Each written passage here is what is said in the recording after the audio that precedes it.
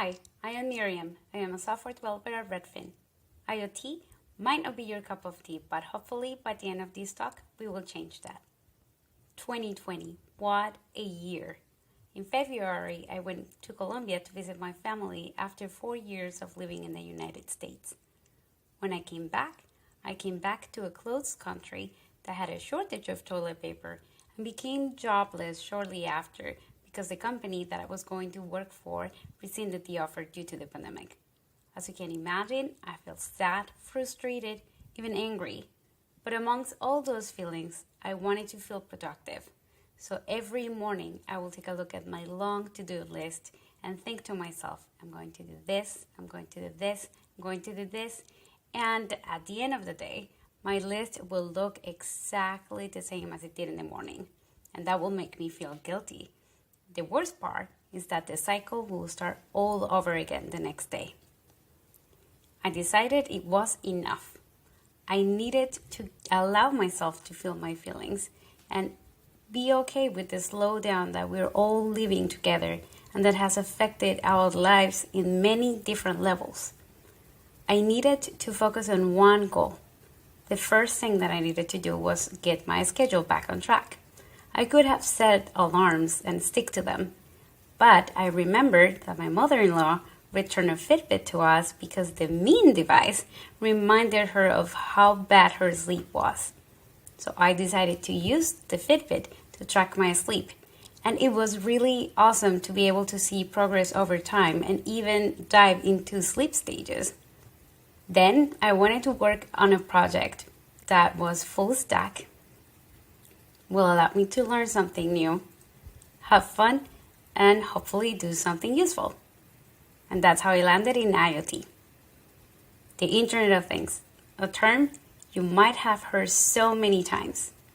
Something that's controversial, revolutionary, has many challenges, and it's loved and hated. A technology that has provided so many useful applications that go from taking care of simple home tasks that you're too lazy to do all the way to life-saving solutions. In 1991, computer scientist Mark Weiser said that the most profound technologies are those that disappeared. They weave themselves into the fabric of everyday life until they are indistinguishable from it. I see the impact of IoT and how this statement is becoming true. I think of my nephew, Charlie, and how his mom and dad will say please and thank you to Alexa to teach him how to say please and thank you. For Charlie, who's growing up saying please and thank you to Alexa, IoT has already disappeared. In 1982, a group of students at Carnegie Mellon University had the horrible situation of having to walk all the way to the soda dispenser to sometimes get warm sodas or worse, nothing, because the machine was empty. They decided they had enough and wanted to solve the problem. They did it the smart, lazy way. They added some hardware to the machine and connected it to the internet. That connection allowed them to see from afar how many sodas were left in the machine and how recently the machine was refilled. In 1989, Tim Berners-Lee proposed the World Wide Web, the internet as we know it today. And a year after that, in 1990, John Branke connected the first toaster to the internet. In 1993, we got the first internet-connected camera, which was used also for a lazy purpose. People wanted to see if there was enough coffee left in the coffee pot. In 1994, we had the first wearable camera, which we now all have in our phones. In 1999, Kevin Ashton introduced the term Internet of Things. And in 2008, there were more things than people connected to the internet. IoT is young and is growing fast. In fact, there are 127 new devices connected to the internet every second. There were 7 billion devices connected in 2018, 26 billion in 2019, and there are projected to be 31 billion devices connected by the end of 2020. The IoT market size projected by 2021 is 520 billion. and there are $1.1 trillion projected to be spent in IoT globally by 2023. It is up to us to jump into this fast-moving train, and the first thing that we need to do is understand the IoT architecture. First, we have the devices, which are the physical portion of the IoT solution. Here, we have sensors and actuators to sense the environment and act on it. Second, we have connectivity, which facilitates the communication between the device and the platform. There are many ways to connect devices to the platform. There is Ethernet, Wi-Fi, cellular, even LP1. Third, we have the platform, which is not required but can certainly make it easier for you to get your IoT system up and running.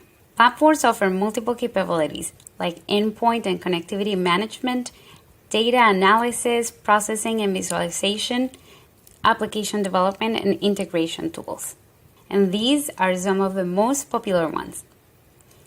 Finally, the application is what allows user interaction. And there are mobile apps, websites, even desktop applications. We're going to build a baby IoT system today. We're going to use Arduino, Johnny5, which is a library created by the same people that created jQuery that allows controlling devices using JavaScript. PopNup, a very popular data stream network that provides easy and secure communication APIs for IoT applications and other use cases. This is our device, an LED connected to an Arduino in a pin 13. Now we want to control that Arduino from our server. For that purpose, we're going to use Johnny5.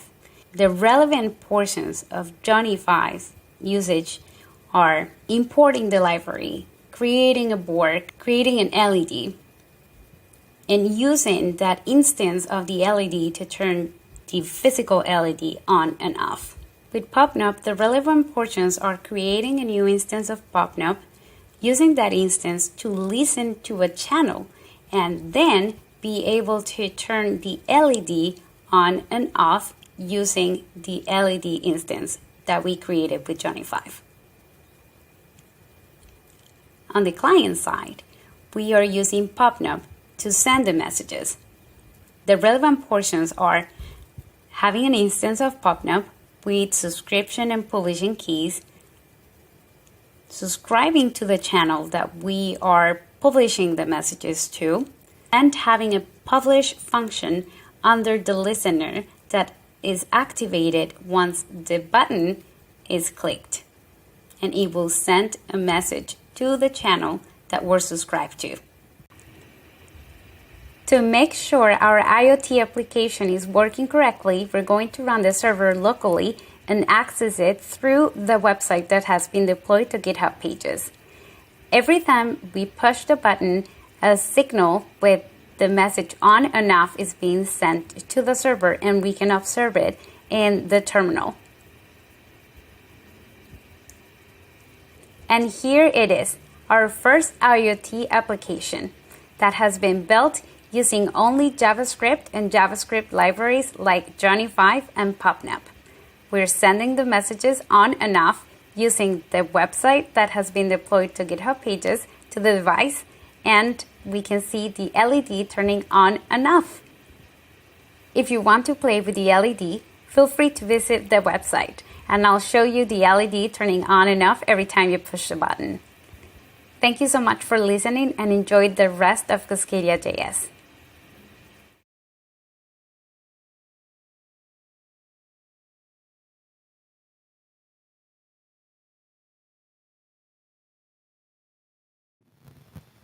Hi. Yay! Awesome job on your talk. Thank you so much for that. Thank you so much. I'm super excited. Really quick, is the noise bad for anybody else? Because it kind of is for me, and I want to make sure. Ooh, I was hoping a little bit. We're using some kind of IoT robot for this sound. Maybe I need to use plug-in headphones versus speakers. Yes. Sorry, everybody. technical difficulties.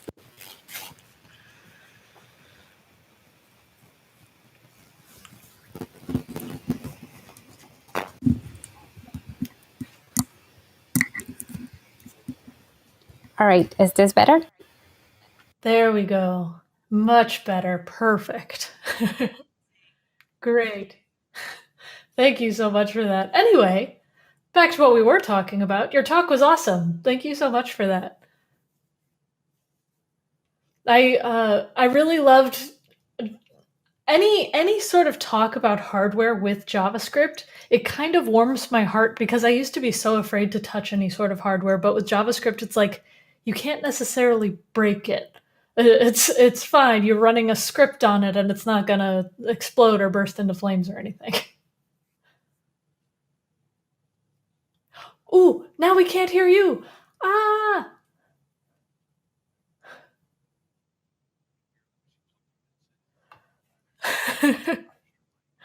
I think it switched your mic. When you plugged in the headphones, I think it switched your mic. I'm sorry. We might have to refresh the page.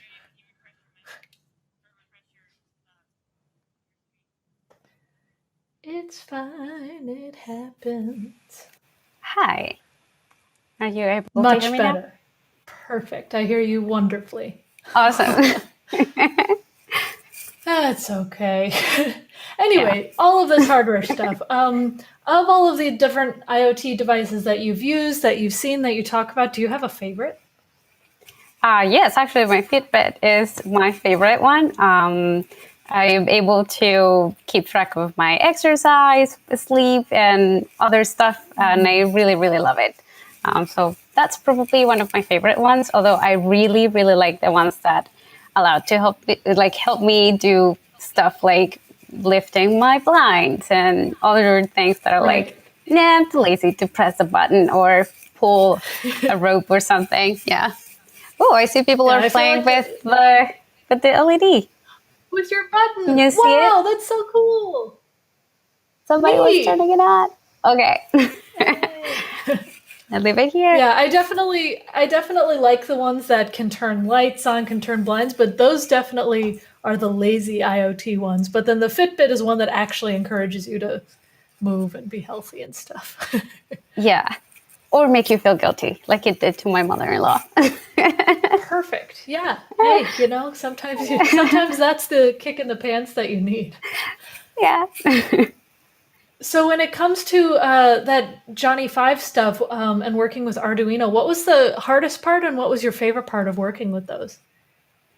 Hardest part is figuring out the architecture itself and just choosing something that would allow communication in a very easy, straightforward way, which is what I found in PubNub.